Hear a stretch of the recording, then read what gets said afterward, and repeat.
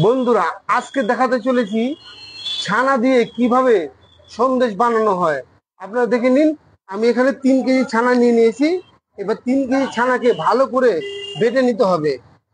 আমি ভালো করে মোলায়েম করে বেটে নিচ্ছি, দেখে নিন।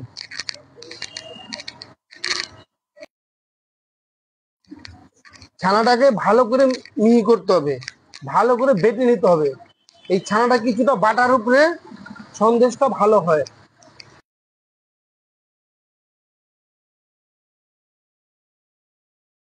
ছানা বাটা কমপ্লিট হয়ে গেছে। এবার আমি এখানে দিয়ে নিচ্ছি 900 গ্রাম চিনি। 900 গ্রাম চিনি দিয়ে নিলাম। এবার আমি এখানে ছানাটা আমি একবারে দিব না, 3বারে দেব। আস্তে আস্তে ছানাটা দেবো আর ঘাটবো। 3 ভাগে ভাগ করে আমি ছানাটাকে দিব।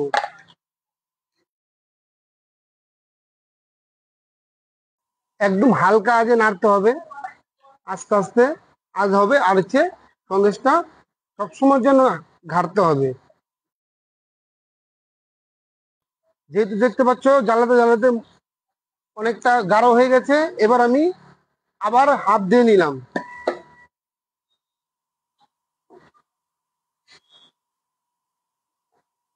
এই লাস্টের ভাগটা আবার একটু পরে দিচ্ছি।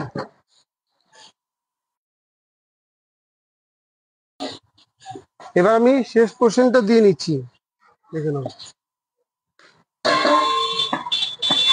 এভাবে 3 ভাবে দিতে হবে, তাহলে সন্দেশটা সুন্দর হবে, ভালো হবে।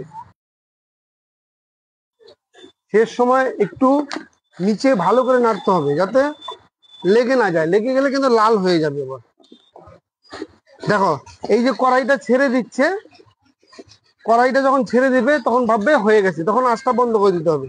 দেখো, আঁচটা বন্ধ করে ভালো করে নাড়তে হবে, নেড়ে পুরো কড়াইতে ছড়িয়ে দিতে হবে।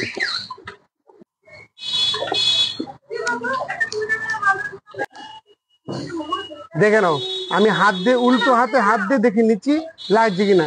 দেখো, আমার হাতে লাগছে না, সন্দেশ তার মানে সন্দেশ কমপ্লিট হয়ে গেছে। এবার আমি একটু মেলে দিচ্ছি।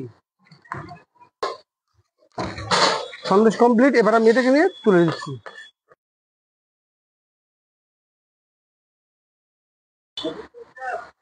সন্দেশ কমপ্লিট, দেখে নাও। এই হচ্ছে সন্দেশ। তোমরা এভাবে সন্দেশ বানাবে, আর যে কোনো আকার দিতে পারো সন্দেশের। সব রকম আকার তৈরি করতে পারবে। দেখে নাও, একদম মোলায়েম, একদম মোলায়েম সন্দেশ, যাকে বলে মোমের মতো নরম। তুলো তুলো তুলো। বন্ধুরা, যদি আমার ভিডিও তোমাদের ভালো লেগে থাকে, তোমাদের মনে যদি একটু জায়গা করতে পারি, প্লিজ একটা লাইক কমেন্ট শেয়ার করবে আর চ্যানেলটাকে সাবস্ক্রাইব করে দিবে। চলো, টাটা, বাই বাই।